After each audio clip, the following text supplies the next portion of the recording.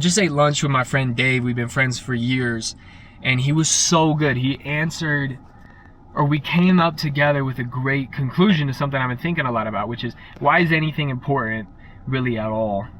And is it worth doing the things to get to a certain goal? And what goals even are worth pursuing? And at what expense? And all the other things. I'm just realizing that I can't achieve every single thing that I want to in my life. And I do know from the teachings and experiences of others that giving up some things most of the time doesn't lead you to become happy. And the whole goal of everything is to be happy. Like, if you're doing it for any other reason besides fulfillment, the happiness is fulfillment and contentment and gratitude for your life. Like, living life to the fullest that you possibly can. That's the drive. That's the purpose.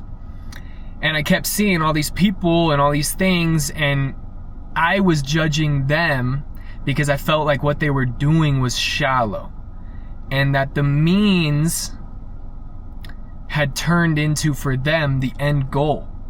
Meaning, the thing that used to be good because it helps you and facilitates the opportunity to get to what you want, so it's a positive thing, that those things have become the goal.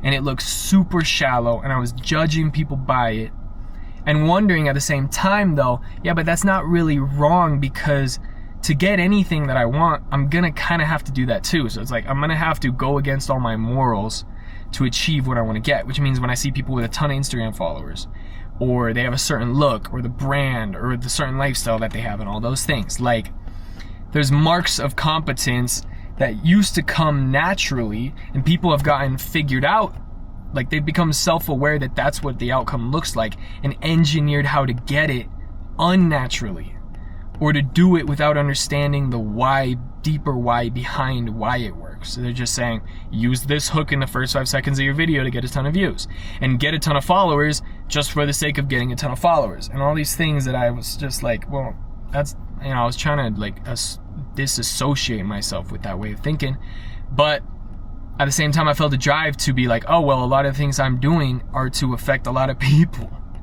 So what I realized was, there's only going to be a few things that really matter, which I assume is, from what other people have said, the relationships at the end of their life with their brother, their sister, their parents, their family, their deepest relationships.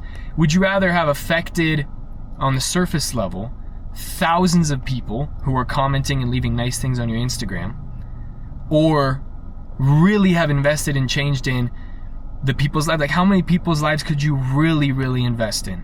Not inspire them, not teach them a principle on a reel, but really, really change the way that they do the things. Maybe, I don't know, for most people, 10, 20. I know a lot of people don't even say they have 6 real friends.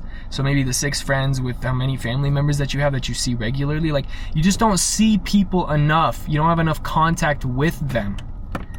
And so people are trying to get that same satisfaction from something that's less emotionally hard. Because the hardest people to affect are the people that are closest to you, because they grew up with you and they know you. They know your problems, they know how normal you are, they know your mistakes. Crafting your image is easier because everybody around who's seeing that vision of you is the things that you consciously chose to show them. And you try to be as genuine as you can, but it's only so much that you're going to get without being with them in real life, them seeing your hard moments, them seeing your good. And I mean, affecting like 200 people for good on an Instagram story is a fantastic use of your time. And I would do it too. And that's where that I had the break, because I'm like, wait, but I was saying that that's not good. So why by itself, isolated, it's a good thing, but in the context of everything else, it seems like that's not a good use of your time. And the whole goal is, the means is not wrong. It's just, where are you going with those things? And what the actual goal at the end should be. For me, I don't know enough yet to say for everybody what that is. But for me, I feel deep down, which is really the only thing that I can go off of, is that having those 10 people, the first focus is there. And if I could figure out how to affect the people closest to me, who are around me, who I really deal with 99% of my real life, all of the time I'm around those people or I'm by myself. And then if I go there, I can expand out to the next. I go out to my cousins, my friends, further out relationships, and then I can keep expanding that type of thing once I've shown that I've done it. A lot of people are more comfortable, I've had this myself too, starting broad and then trying to move into the center. And they never get there because working broadly disassociates itself and actually takes you further away from the deepest relationships, which deep down never feels right. And what you're trying to do is scroll through all the good comments and build that self-esteem in yourself that this outweighs, because there's 13,000 likes on this post. So that must have done as much good as it would have done for 10 of my real relationships with my family members who are maybe not in a terrible spot most of the time, but suffering because of that. And so there's always a payoff and a reward. And that's the whole thing.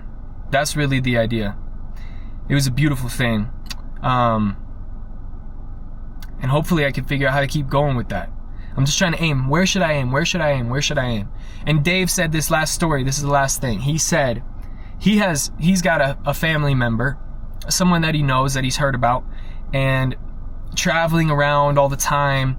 They're like a professor, and they teach about relationships and deep, close family relationships, and they're teaching thousands of people all the time about that thing.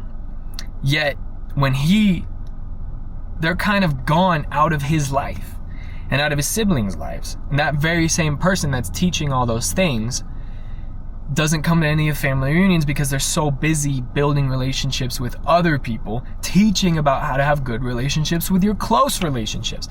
I thought it was a perfect story, and I'm glad that he shared it.